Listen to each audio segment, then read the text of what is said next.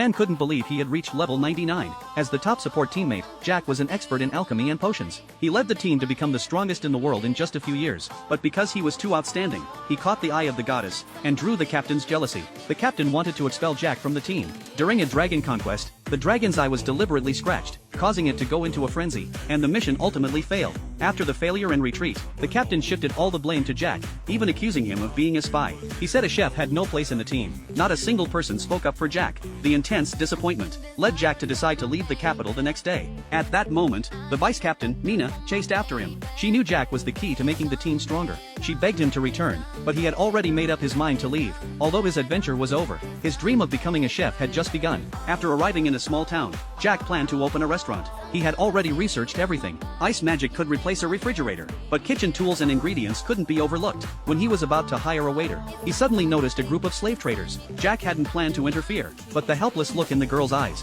reminded him of his own childhood. When others made their bids, he reflexively offered 1 million. He hoped to scare away the competition. To his surprise, the store owner immediately raised the price to 1.5 million. Even though Jack needed a fortune to renovate the restaurant, he couldn't stand seeing the girl tortured by the perverts. He insisted on continuing to outbid, and ultimately paid an astronomical price to save her. Jack bought new clothes for the girl, but she still seemed downcast. A few comforting words from him helped lift her spirits. Then her stomach growled loudly, indicating she hadn't eaten for a long time. So he made her dinner in the kitchen, cooking a simple fried rice using fire magic. When she took a bite, her taste buds were immediately overwhelmed, and tears filled her eyes. Jack didn't know her past, but he could tell she'd been through a lot. Over time, Emily's mood improved. Not only did she start trying more dishes, but she also began helping Jack decorate the restaurant. Their relationship grew closer and closer. Finally, the restaurant opened, and they prepared to welcome their first customer.